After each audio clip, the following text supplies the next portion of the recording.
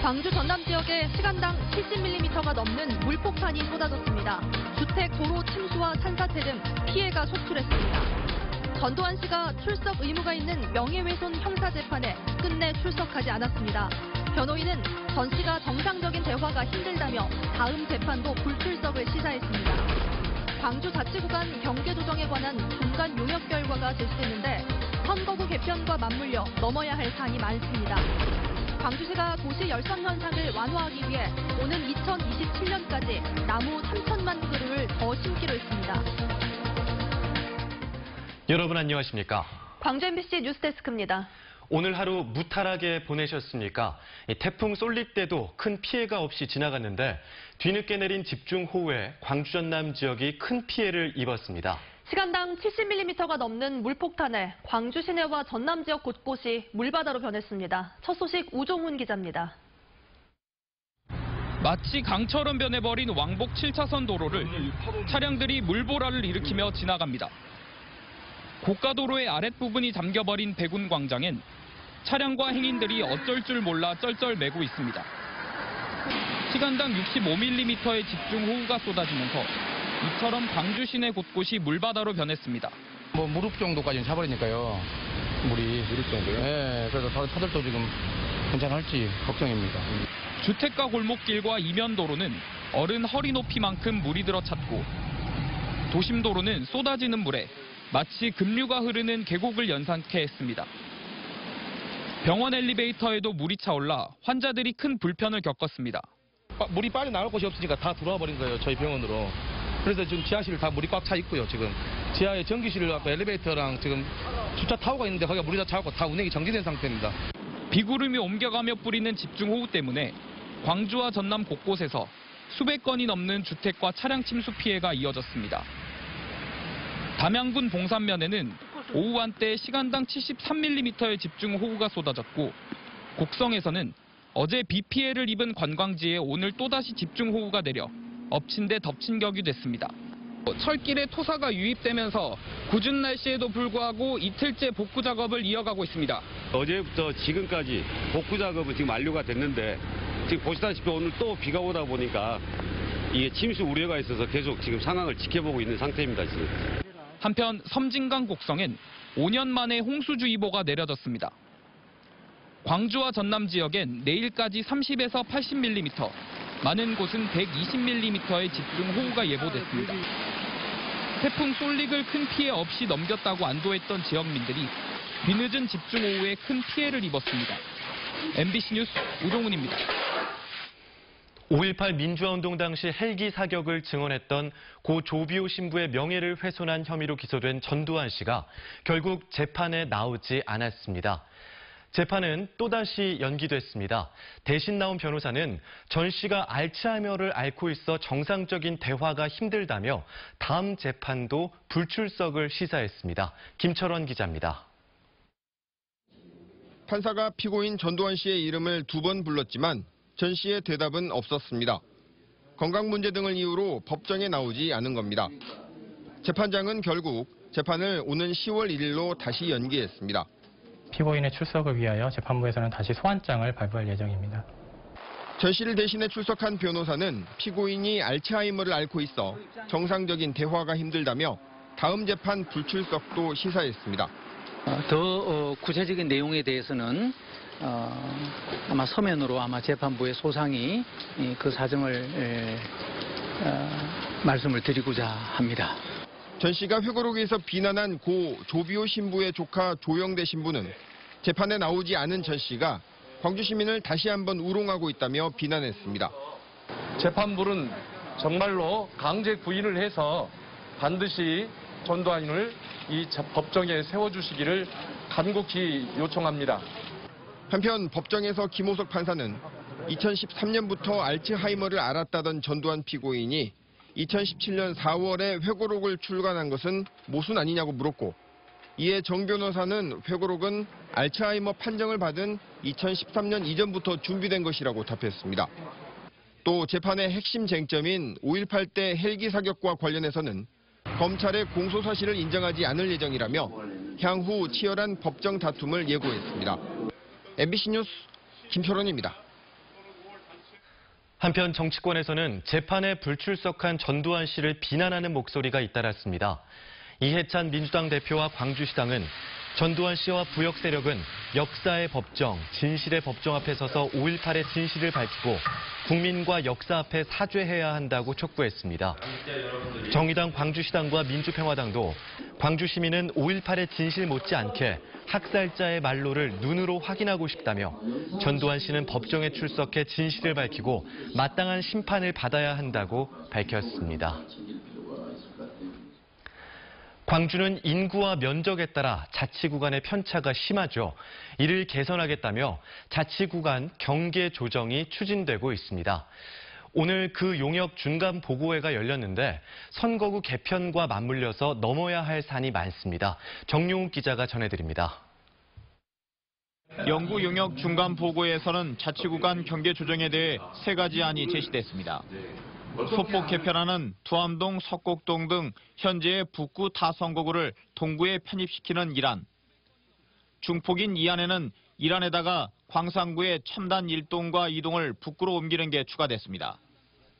대폭 조정안인 3안은 여기에다 중흥동과 신안동 등 북구 가선거구를 동구로, 월곡동과 운남동 등 광산구 나선거구를 서구로, 서구 풍암지구를 남구로 편입시키는 내용입니다. 자치구간 인구 편차를 줄이고 현재 8석인 광주 국회의원 선거구를 그대로 유지할 수 있도록 설계됐습니다. 역사 문제, 그다음에 자연주의성, 주민들의 생활 이런 것을 동시에 보겠다. 이렇게 이해하시면 되겠습니다. 하지만 개편안의 기준이 모호해 갈등의 소지가 있다는 지적이 제기됐습니다. 소란스럽고 또 상향 부분이 생기면 주민들의 반발이나 이런 부분이 충분히 있을 거라고 저는 생각이 돼서 말씀드립니다. 국회의원 수 유지에 초점을 맞추다 보니 광주 균형 발전이란 취지가 퇴색됐다는 의견도 나왔습니다. 사실은 지금 이한 상황에 지금 나와 있는데요. 큰 저는 별로 없다고 생각해요. 이것이 정말 균형 발전을 할 수 있겠는가. 광주시는 앞으로 주민 의견 수렴 등을 거쳐 오는 10월까지인 최종 개편안을 마련할 계획입니다. 하지만 2020년 총선을 앞두고 자치구 경계 조정이 정치적 이해관계에 따라 유리하게 선거구를 조정하는 게리맨더링이 되지 않을까 우려됩니다. MBC 뉴스 정용욱입니다.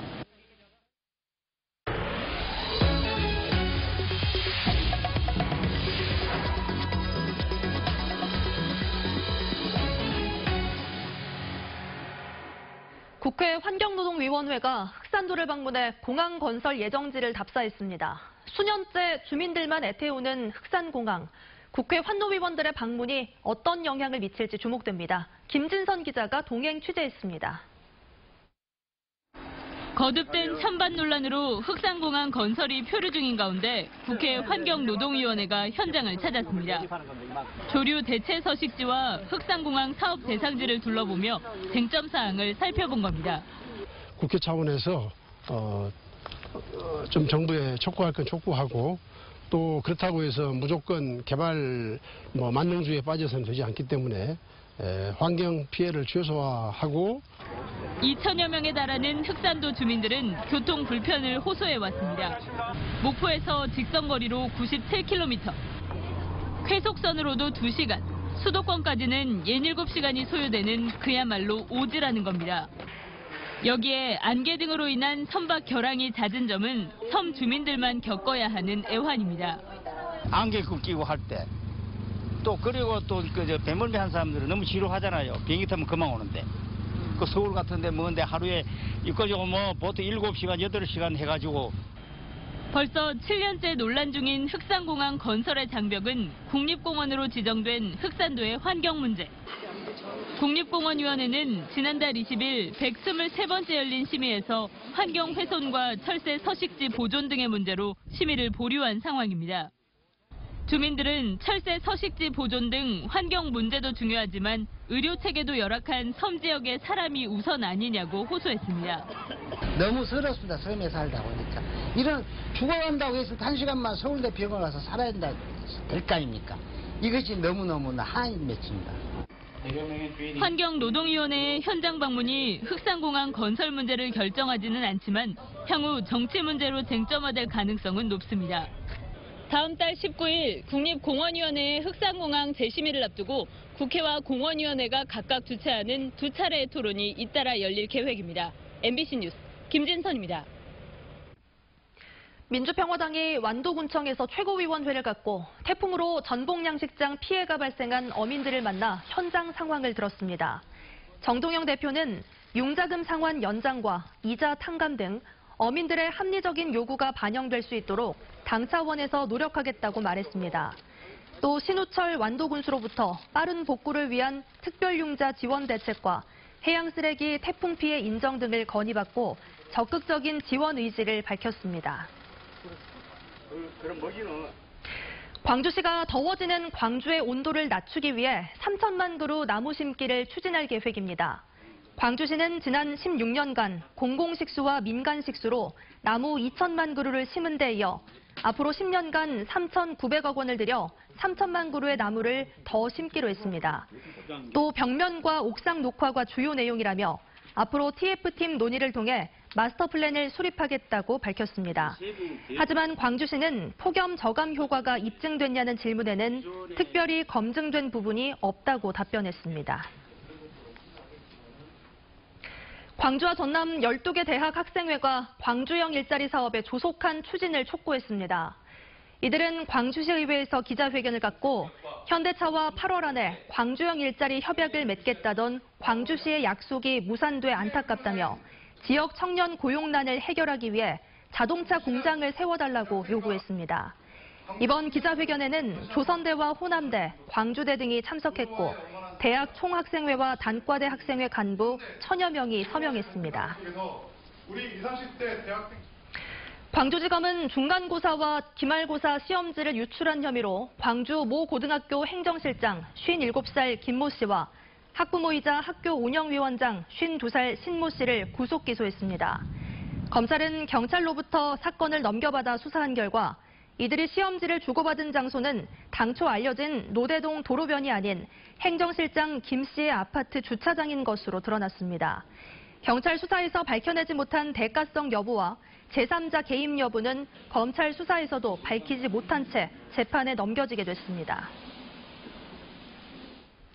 광주시가 혁신적인 전문 경영인을 선임하겠다고 밝힌 광주 시립미술관장 임용 절차를 엄정히 하고자 국가인사혁신처에 면접시험위원 추천을 의뢰했습니다. 광주시는 시립미술관장 응시원서 접수 결과 광주 11명, 전남 1명, 서울 2명 등 역대 최대 규모인 17명이 지원을 해 이례적으로 면접위원 15명을 추천해달라고 인사혁신처에 요청했습니다. 지원자들의 주요 경력은 미술관장 출신 5명과 교수와 강사 4명 등으로 광주시는 오는 29일 서류 전형 합격자를 발표합니다. 광주시내 일부 초등학교에서 초등돌봄교실 학생들이 과일 간식을 지원받지 못한 것으로 드러났습니다. 광주시의회 정순애 의원에 따르면 전체 초등학교 돌봄교실에서는 일주일에 한두 차례 친환경 과일을 국비와 시비로 받을 수 있지만 광주시 내 50여 개 교실 900여 명의 학생이 지원 혜택을 받지 못한 것으로 나타났습니다. 정 의원은 신청만 하면 되는 사업인데도 일선 학교들이 누락한 것은 직무유기라고 질타했습니다. 친환경 자동차 사업을 역점시책으로 추진하고 있는 광주시가 전기 화물차 보급을 위한 국비 지원은 신청을 하지 않아 질타를 받았습니다. 광주시의회 김정기 의원은 환경부에서 전기 화물차 1종에 대해 1,100만 원을 국비로 보조하고 있는데 전국 광역시 가운데 광주와 부산만 국비 지원을 신청하지 않았다고 지적했습니다. 0.5톤급 전기 화물차는 세탁업이나 음식 배달업 등 소규모 영세 자영업자들이 주로 쓰는데 광주시가 무관심해서 광주 시민만 혜택을 받지 못했다고 설명했습니다. 윤병태 신임 전남도 정무부지사는 좋은 일자리를 만들고 신성장 산업을 키우는데 온 힘을 쏟겠다고 밝혔습니다.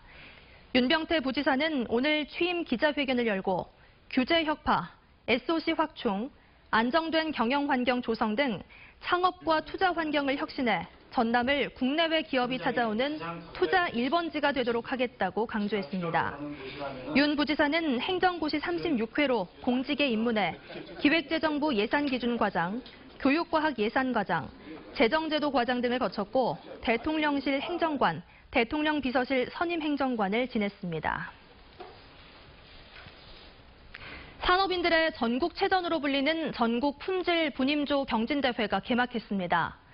오는 31일까지 계속되는 올 전국 품질 분임조 경연대회는 전국 17개 시도에서 예선대회를 거친 268개 팀 8천여 명이 참가해 산업 현장의 문제점을 파악하고 그동안의 성과를 공유하게 됩니다.